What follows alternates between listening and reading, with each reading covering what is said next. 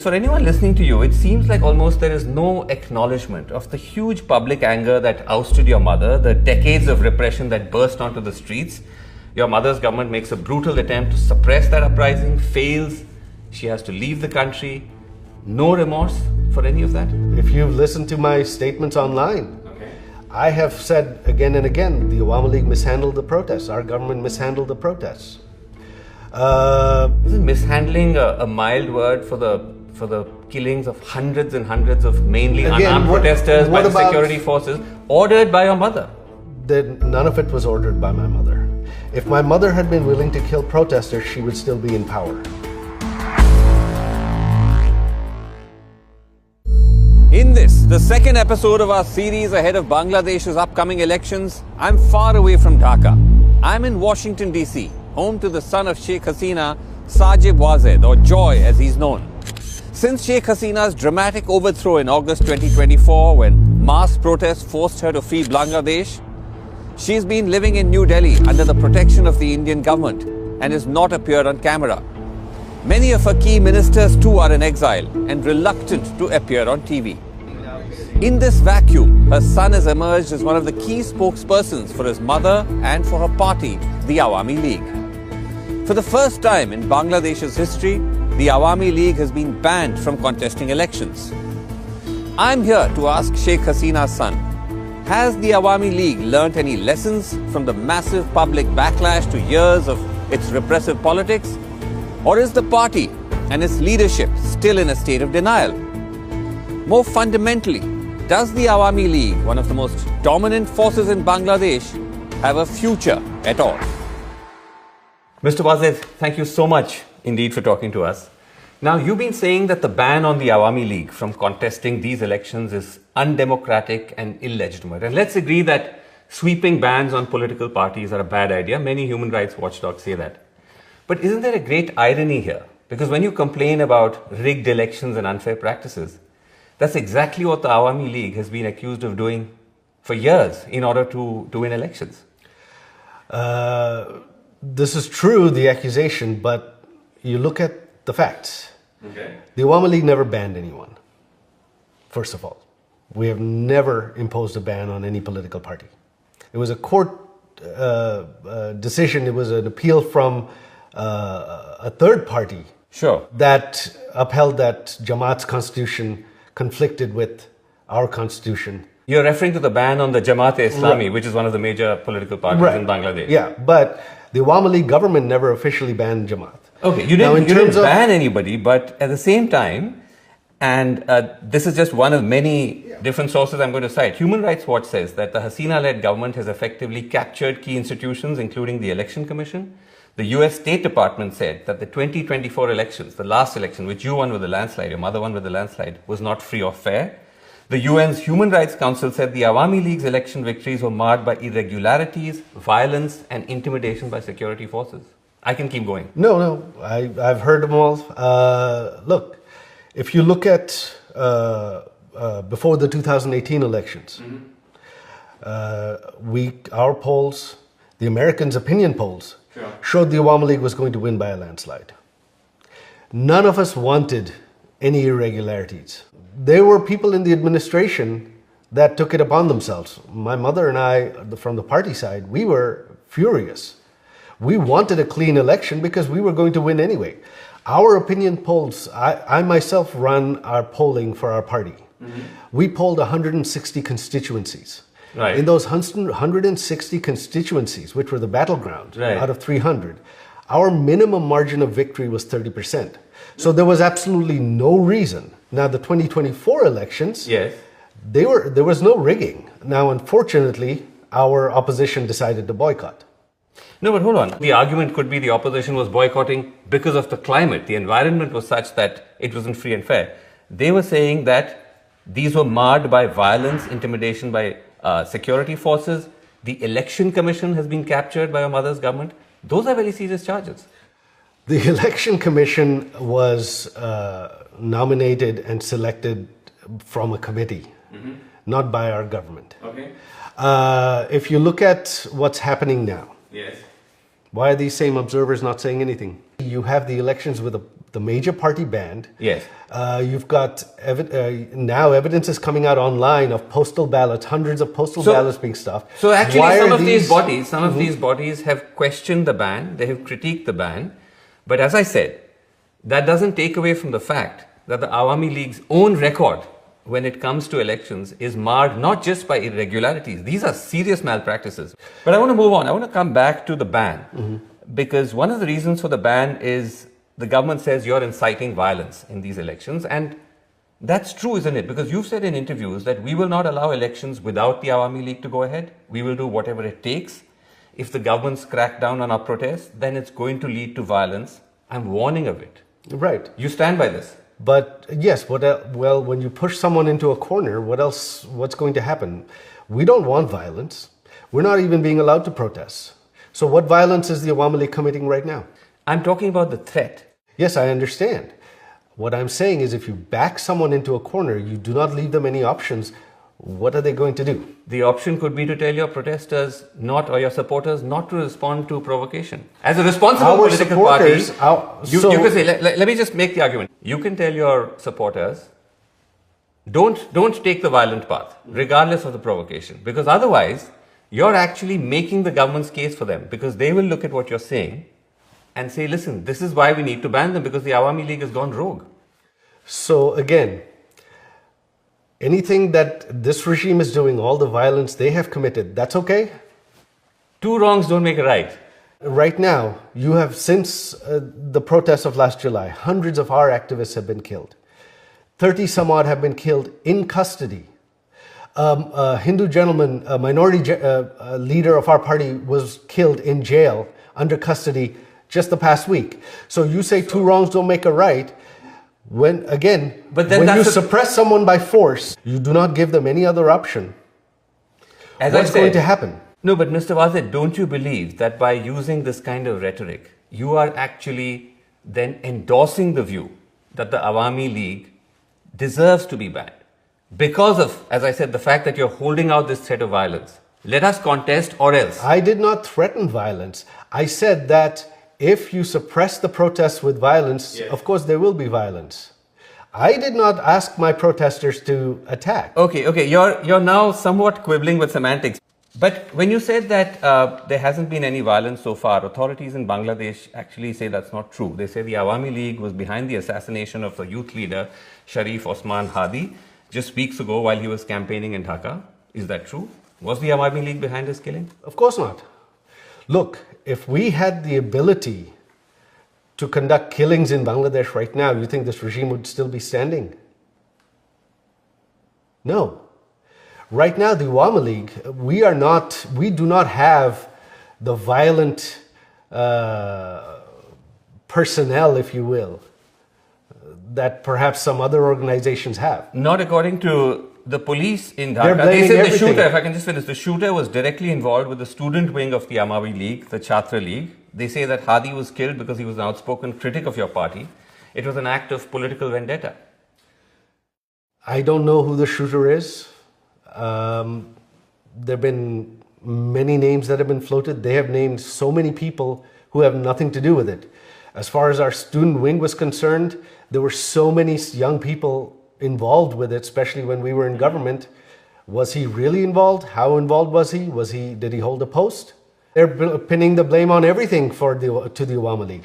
But it's a fair assumption to make, isn't it, Mr. Wazir? Because on one hand, you say that there is the possibility of violence, the threat of violence, and then you actually do have an actual act of violence. My threat of violence is from protests. So the dots do get joined. No, they don't actually. I don't see how. Again, do you see the Awami League even out on the streets in Bangladesh? That's not even happening.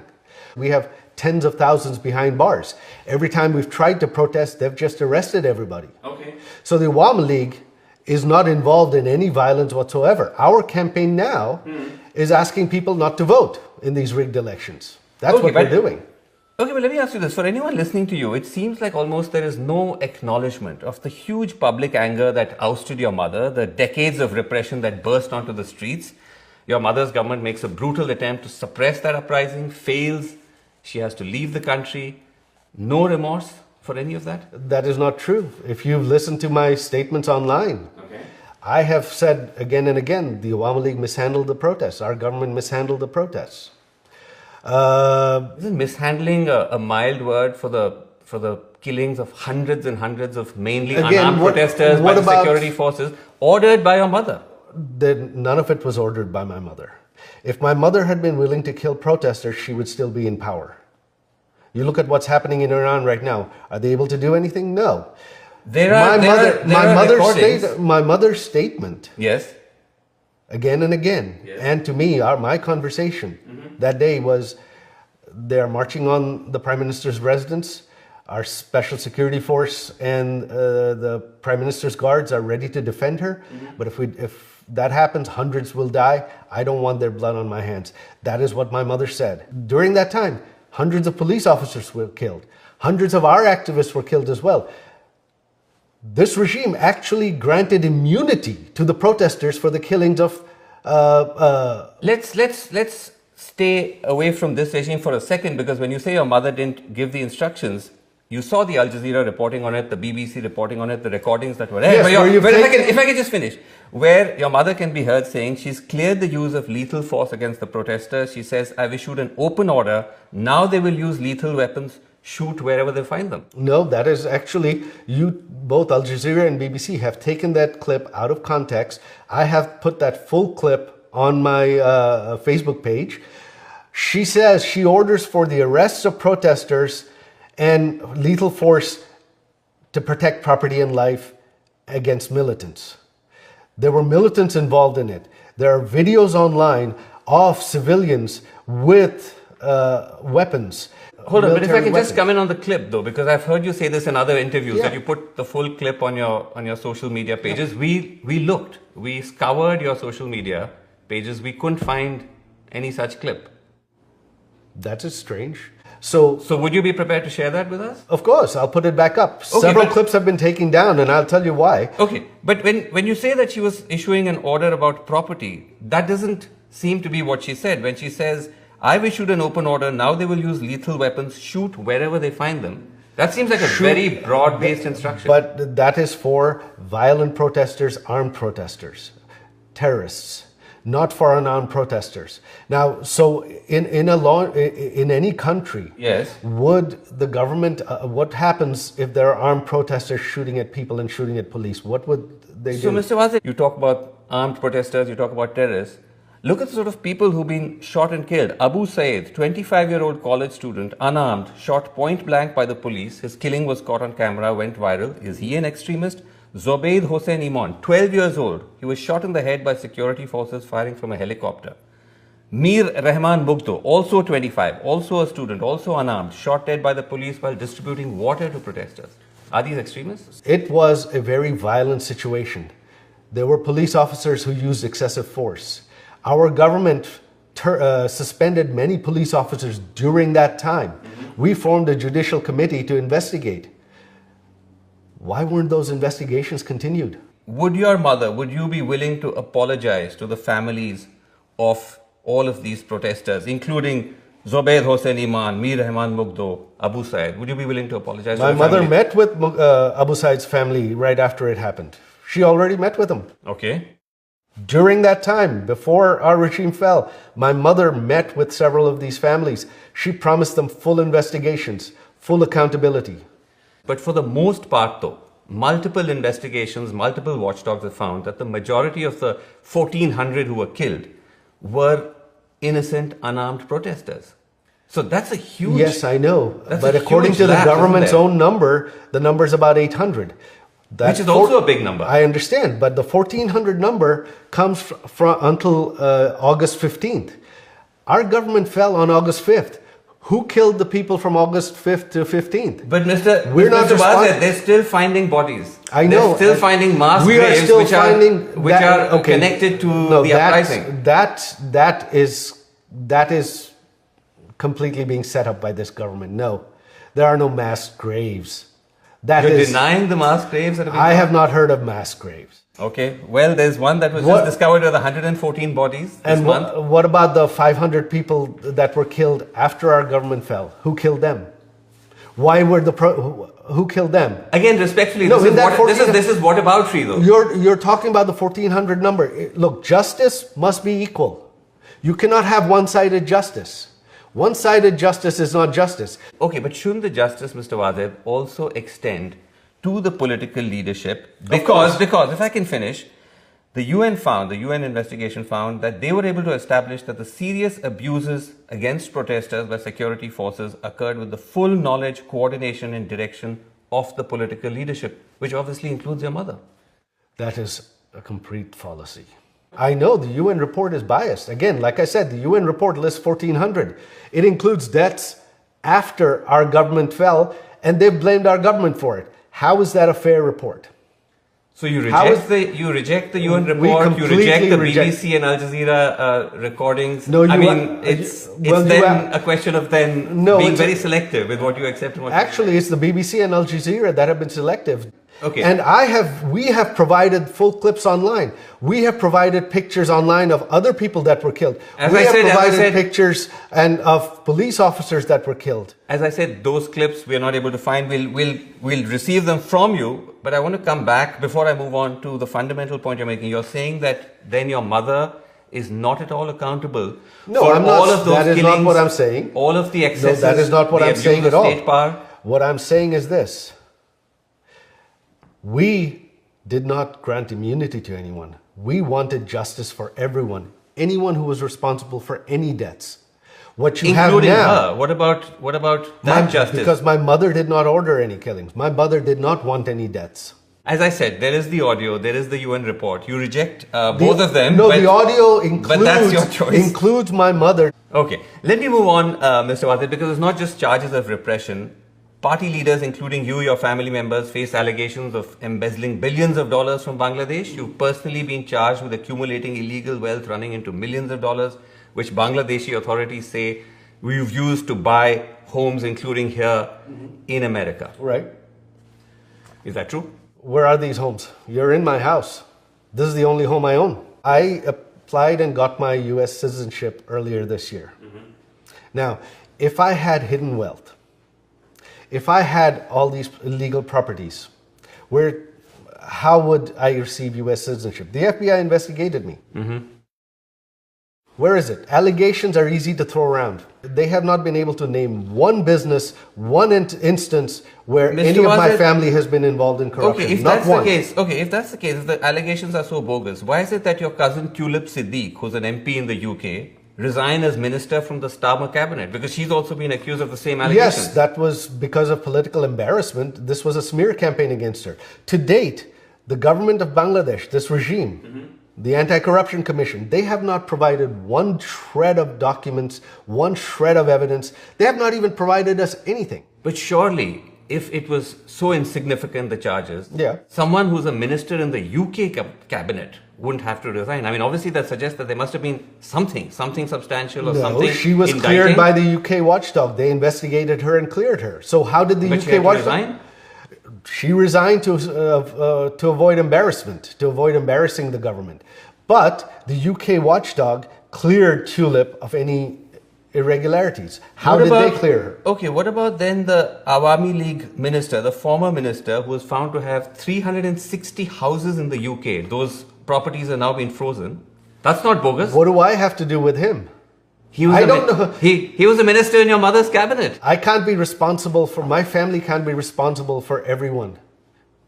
Now, but was your mother aware, was your government aware that you had a minister? Because this is the wider allegation, that it was not just the family, it was everyone. Were they aware that this gentleman was acquiring 360 houses in the UK? Bangladesh is a poor country. Well, from what I understand though, that gentleman, his family is wealthy for generations. They have properties in the US, properties in the UK that they've been investing for years. That's what I know. So you're saying that all of these 360 houses were bought from his personal wealth, because the UK authorities don't think so. They froze them. Well, that I don't know. That's between...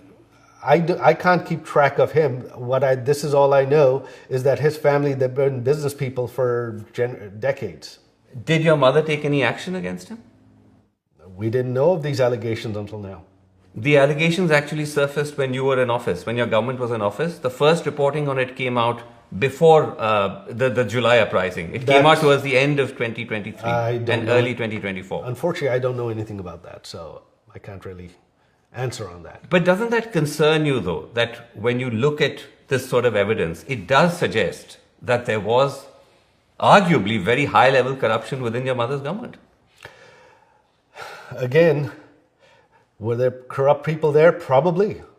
But in any country, corruption 100% is impossible to control. We did try. We brought many people to justice. But again, my mother was focused on development. Okay, let me ask you about something else, Mr. Wadat, which is another big emerging story, which is to do with the worsening tensions between India and Bangladesh, two otherwise friendly countries. And the main trigger is your mother's presence in India, where she's now been for 1.5 years. Bangladesh wants India to extradite her because of the charges she faces. India has so far said no. Surely this is an untenable position. Is there a plan B? Plan B to what? To the fact that your mother is in India, how long that's going to be possible for her to stay there? Because I'm assuming that wasn't the first option, that she was going to end up staying there the whole time. No. India was meant to be a transit point, if I'm not mistaken. No, that's a misconception. No, India is actually the safest country in the world for her. So the idea from the beginning was for her to just remain in India throughout? Look, this was not a planned situation anyway. This happened on the spur of the moment. Okay. India was the best safe haven for her. My mother wants to go back home. She wants to retire. She doesn't want to live abroad. But I'm saying that's not an option, obviously, at the moment. No, not at the moment. It will be at some point. But I'm saying that the time when you actually came, or when she came to India, the reporting was that she was looking for a safe haven in a country that would be less geopolitically sensitive than India, because her presence in India obviously escalates frictions with Bangladesh. And was the reason why she ended up staying there because no other country wanted her because of all these accusations, because of all the charges? No.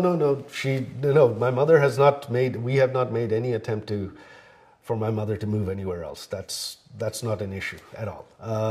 India is the safest country in the world for her, but the tension isn't because my mother is there. The tension is because the rise of terrorism. The Yunus regime has released all convicted terrorists from jail. And India is concerned about terrorism on its eastern border. Pakistan has been given a free hand inside India.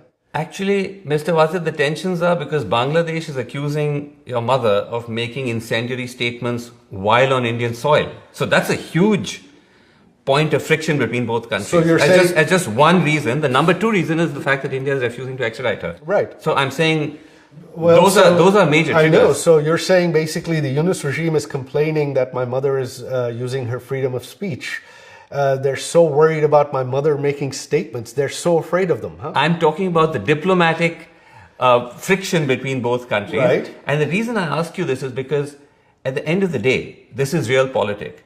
And do you think it's tenable for India to withhold the extradition request indefinitely? Because ultimately governments change. The Indian government is already doing outreach with potential new rulers in Bangladesh. So there may come a time when they say, listen, we're not able to sustain this anymore. An extradition request involves a judicial process. In order for that to happen, the conviction has to be proven the evidence has to be provided in Indian court. And the regime in Bangladesh does not have any evidence against my mother. The conviction was a sham. It was rushed through.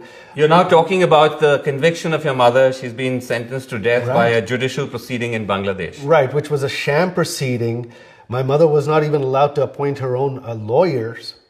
And the laws were changed, which this regime, in order to enable that trial, without parliament you cannot change laws. On the extradition process, the underlying judicial process has to follow due process. Without that, there can be no extradition. But ultimately, as you know, Mr. Wasit, these are also political calls. Because when she came to India and she ended up staying there, that was a political decision of the government to allow her to do that. And I'm saying that politics is a fluid beast. Well, the reality can change. And I'm simply asking you that is there a plan B?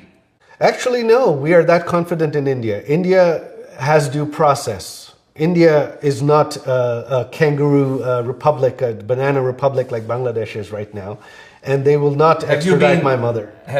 Are you saying you've been given an assurance by India? No, I'm not saying I've been given an assurance, but I know the judicial process. I spent 13 years of my life in India. Okay. India is a country of laws. Okay, let me end by asking you, is there a future for the Awami League in Bangladesh? Of course there is. The Awami League is not going anywhere. It's the oldest and largest party. Our vote share is 40-50%. What do you think? The 40-50% of the people are just going to stop supporting it? And in a country of 170 million people, you're talking about 60-70 million voters that are Awami League voters. You think they're just going to stop supporting the Awami League? I asked because you indicated that your mother is planning to retire from Yes. politics. So after this, I mean, if she was ever able to go back to Bangladesh, she's not going to be in the political space anymore? No, she's old. My mother's elderly. This was going to be her last term anyway. She wanted to retire. So this is, in a sense, the end of the Hasina era? Possibly, yes. Okay. So you're saying that if the Awami League does get a chance to re-enter Bangladesh politics, it'll be without her? Yeah. Interesting. Awami League is a political party. It's the oldest party. It's been around for 70 years. It will continue with or without her. No one lives forever. Why should young Bangladeshis, Mr. Bazad, many of whom were part of the uprising that ousted your government from power, ousted your mother from power, why should they trust your party? Then why don't we put it to a fair vote and let the people of Bangladesh decide? For 17 years, the development the Awami League provided, the stability and security the Awami League provided, the freedom, the stop to terrorism that the Awami League provided was unprecedented in Bangladesh's history. This is one fact that no one can deny, that the economic development, security and stability during my mother's 17 years was unprecedented in Bangladesh's history. I mean, if that was the case, then why would the people have taken to the streets to oust her? Surely there was something deeply wrong.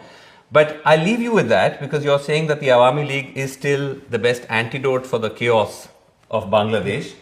There is undeniably going to be chaos after a revolution, but whether you are the cause for it or the cure is something that you will agree is a matter of debate. Look, 17 years, did our government make mistakes? Did our people in our government commit excesses? Yes. Right. I myself wasn't happy about many of them. I personally feel there were people in our government that should have been held accountable that weren't. Isn't that possible? But again, no, because look at the past 1.5 years. What do you have? Things are much, much worse. The economy has crashed. There's no law and order.